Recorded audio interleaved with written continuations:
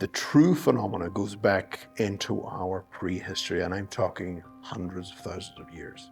There's always been that interaction with humanity through our development, for the better and sometimes for the worse. What we're seeing today more than ever is this deceptive nature that has crept in, and a lot of the technology which is man-made being portrayed as being something else. If we go back to the 1970s, 80s, 90s, it was all generally accepted that we were dealing with aliens. And my argument has always been, well, where are they? Where are they hanging out? And the other thing that is really very strange, and I think all ufologists and researchers clocked this, was when the news media started to report UAPs, and that changed from unidentified flying object to unidentified aerial phenomena. And that was very strange. And I think that the system that we serve, or at least the higher establishments, could well be aware of what we're really dealing with. And now we have a programmed public that they're going to say, hang on a minute, we don't know now how to explain to the public what this phenomena is, because if they really knew the truth of this, it would just go AWOL. The use of language is very, very descriptive and deceptive in its own right. You know, you've got these people a year ago, 2 years ago, who were coming across in their fighter jets, seeing these UAPs. Now, what exactly was a UAP? I'm no scientist, but I know a damn balloon when I see one. So why are we not calling it a balloon? Instead, the language was altered to UAP. That is insidious. It's rather like a huge jigsaw puzzle. And we were trying to put all the pieces together to form some kind of picture. This thing keeps muddying it, but we're trying to put a picture together. And you know what? I think we're winning very slowly. As smart as it is, as clever as it is, we are slowly forming some kind of weak image. And I think with new people on the block, new kids on the block, it can only get stronger. The thinking nowadays, especially within ufology and even evangelicalism, is it's so binary. It's either or. And unfortunately, the phenomenon we're dealing with, it's much larger. And anybody with a cursory knowledge of this intelligence knows it's eclipsing all of those models. It's pushing us into corners where we are forced to think outside of the intellectual coffin we've been boxed in. Let me suggest this, that in believing in the mask, we empower the intelligence that's wearing it. Don't tell me they just started seeing UFOs last week because the Navy allowed them to report it. They've been seeing this stuff forever. This will entail huge psychological and emotional issues and problems if you were to tell the public, look, we've lied to you about UFOs. We've pushed forward this narrative that they're coming from another planet, that it's all love and light, but the reality is very, very different. And this will also, and I do understand with those people who have their religious infrastructures or their religious ideologies that will be questionable at that stage. And I think and feel that, you know, we have been right. I feel that we're right. I really do, because through my own personal experience tells me that we're not dealing with Venetians or Martians or those from Zeta Reticuli. No, we're dealing with a force that is very clever and knows us more than we know ourselves. The question implies that the model we have is currently working. Now, with the implications we've noticed within the occult manifesting itself and overshadowing ufology, it brings into question the current model. If the model itself is wrong, then our timeline is wrong as well. Homo sapiens sapien on Earth has been plagued unmercifully, manipulated unmercifully. We are this divided, warring species because of manipulations by something that is trying to accomplish something in all of this experimentation on Earth. The alien functions like an intelligence agency. When we needed a cover story for something, a lie, we just told it. We'd tell the best one what you needed to hear. And it made us really look good. And the fact is, if that didn't work, we just tell another one and another one. Look, anytime as a former police officer, I see a body laying on the floor, with a knife sticking out of it, and there's 8 witnesses there, and I ask you who did it, what happened, and all of you give me a different story, you're all going downtown. Every one of you. Why is that significant? That metaphor carries over to the UFO world. Every country I go to, Ireland, doesn't make a bit of difference. The little wee fairy folk, well, if you don't do right, they may not bring you back. You know, it doesn't matter where you go. I go to Istanbul, Turkey, and I'm on the airplane talking to the guy and says, well, that's fascinating stuff, but we don't have stuff like that here. I said, yes, you do. No, we don't. Yes, you do. No, we don't. I said, what about the jinn? We don't talk about them. You've got 8 different stories told to 8 different nations. We still got the body on the floor, and now I'm getting 8 different stories. Why do I think somebody's lying to me? Imagine intelligence that can fabricate reality. And I say that with intention. The paradox of language we have to employ when describing this phenomenon, it's not an accident. We don't even have the vocabulary to articulate what is occurring. And what draws my attention to this is so fascinating as well is all of these events are seemingly supernatural. And we know they're supernatural because they are supernatural. They transcend that microcosm. But what about these supernatural events that are appearing as natural to us, where the phenomenon is hiding in places we didn't know it was hiding in? People doing things, committing things, and believing, all of this, it's intertwined. And so there is an ontological connection between us and it. So from my perspective, we always had this connection. And again, I was seeing this cross-migration of details from one particular phenomena into another field. And then I was finding it in another field, and then another field. So again, looking at this umbrella term and this umbrella situation, I was able to see, wait a minute, and create this hypothesis, which others have arrived at as well, in seeing this is coming from the same source. So from that particular perspective, I wanted to accelerate further and see, right, let's follow the line, let's follow the data. What is there in history that is giving us some suggestions here of what to follow? And I started tracking that line, and to the point where I believe we may have identified the source. The model we're operating off of now suggests that disclosure will come to in the future. It will just arrive. And with the emergence of esotericism in building altars in New Mexico, that model implies that disclosure could be wrong in terms of it's in the future. What if disclosure occurred in the past, and because we misunderstood it, it didn't fit our blueprint? For some reason, this is a strange model, but the results and the evidence absolutely suggest this, that there is an intimate connection with building altars, ritual magic, and whatever these entities are. And I'm not even talking about the mask.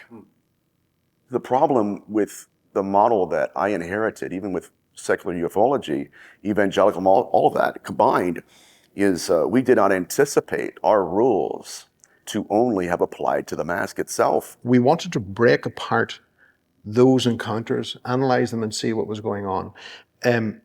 We do have a lot of stories that people will tell us of their encounters. And those stories have value, but they're not everything. But within those particular stories, there tends to be key points of data which are unique.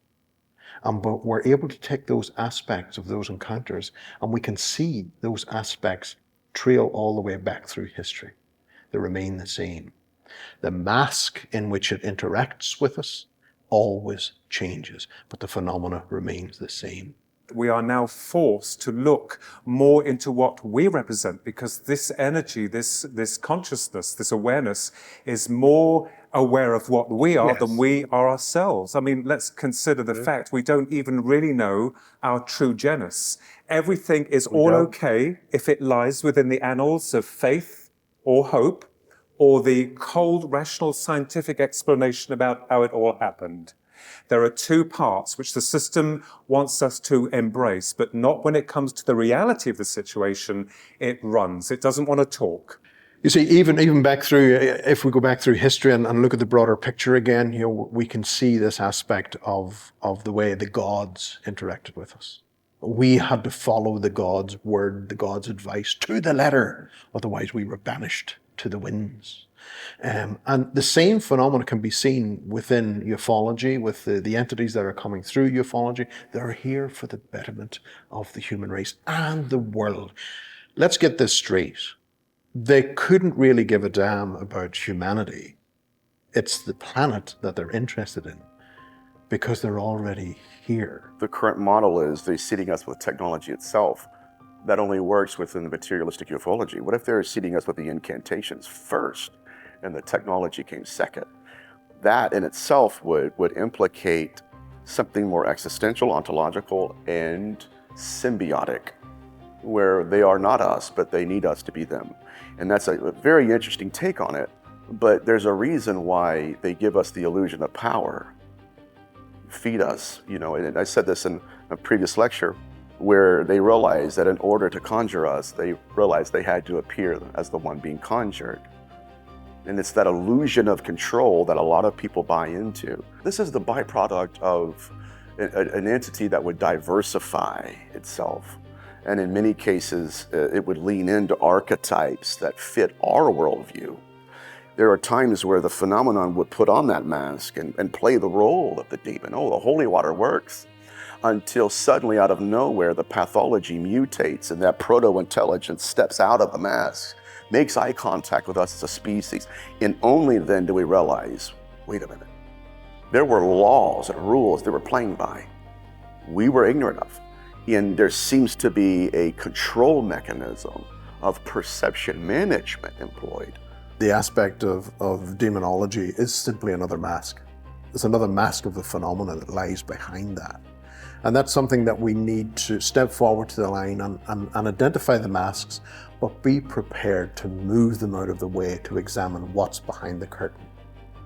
And that is where the value in what we're doing today comes into effect, because we're getting people now not to accept the initial details that are being delivered, whether through seance or through an encounter with an alien, an alleged alien, or whatever the case may be. We're now saying, and we're setting some ground rules for folks who are investigating to say, don't accept the first thing, challenge it. Because if something is there for your benefit, it's not going to mind a few questions for clarity. What we tend to see with the phenomena, though, is that there's a deceptive edge to it. And when you do question it, you go, excuse me, like Columbo, one more thing, that the phenomena backs off immediately. It does not want to answer that. It does not want to be discovered. Number one, we have to study it with the ability to embrace any and all dark aspects. That's the very first step to this. Now, to answer your question specifically, we don't even know the rules they're playing by. We don't know the game they're playing. And in many cases, they'll tell us to do a certain thing or to do a certain... For instance, scientists we both know of, out in the middle of the New Mexico desert, building altars of uncut stone, literally designed for not just magic, not just ritual magic, but sacrifices. Now, there's only two possibilities. He doesn't know why he's doing it, or he does. See, in the 16th century, where we were early demonologists, we're still trying to determine what these things were. Why can they appear as deceased loved ones? Are they horns and hooves in entirety? Or, is there some kind of other category they don't fit? When that happened, the Vatican took authority over it and just pretty much dominated the entire field of demonology. This is what it is. It's institutionalized. Anything outside of that blueprint doesn't exist. And then yet it's antithetical to the earliest demonology that was being done. Father Sinistro of Amino was throwing amulets and holy water on a pagan demon, wondering why his model wasn't working. Then he called it a pagan demon, which is a paradox. But what we're witnessing again is these current models, both in history and today in modernity, they're failing because we've compartmentalized, in my opinion, a singular intelligence. And when we compartmentalize and denominate a singular intelligence, it gives it an easier way to mask itself. A lot of the interaction that we have been led to believe that it is the aliens, it is the ghosts, it is the jinn, etc., etc., etc., etc., when in reality, it's not. It's not where we thought it comes from, nor, and this is very important, nor is it our ancestors. I think there's great value in analyzing an encounter that someone may have with whatever appearance it should take. Its valuation becomes exceptionally important within the first 20 seconds. And that is a rule that I've set out. I said the 20-second rule, that is exceptionally important to understand. Within those 20 seconds, we are given the information as to what the nature of this phenomena is.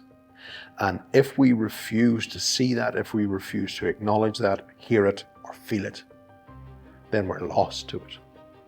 So, and what tends to happen is that this phenomenon, when it appears, it will appear as a bright light. It will use whatever is necessary to capture that conscious connection. The moment that is hooked, we have lost the battle. With the help of many other people, I saw the phenomena beyond what we've been sold, what we've been told. The last experience was 9th of April 2016 at precisely 11:15 p.m. at night. After that, there was no more. Through the acknowledgement of what we may be dealing with, it's as if, like I do joke and say, perhaps me and my twin brother were, to them, washed out old has-beens, or that an acknowledgement that we've kind of clocked what's going on. And it's like, well, the game's over. We need to remove ourselves away from them because we need to attach to someone else. But certainly, I felt beforehand that, wow, I'm connected with aliens from another planet. They're interested in me. And it's like this dimension of opening of other areas of the psyche, of consciousness, of life after death was really prevalent and something that still pushes me. But perhaps the phenomena was feeding off of that as well. I think it is very, very deceptive. This force is not only universal, but the manner in which it can hide itself behind is infinite, I believe. It's very infinite. And I, myself, how I reached that own conclusion was through, perhaps in the past, looking at the greys themselves. And the people telling me when I drew them or illustrated them, they would say, that's not how they looked. Oh, so they differ again and again and again. So we have different shapes, different sizes. And not just that, but the fairies. A ufologist told me that his mother met a fairy once and she gave her this bottle of elixir. She told her to drink it. And if she drank this bottle of liquid, she'd never get ill. She drank it, she never got ill. That's not a fairy. But in the past, people would have believed it. I would have believed it when I was younger. Yeah. Because my grandma talked about fairies, and I think she was covering it for something else. Our ancestors are much wiser than we give them credit, I think. If you enjoyed this, make sure to watch the next video on Awaken Zone. Don't forget to subscribe and hit the notification bell, but you won't want to miss what's coming next.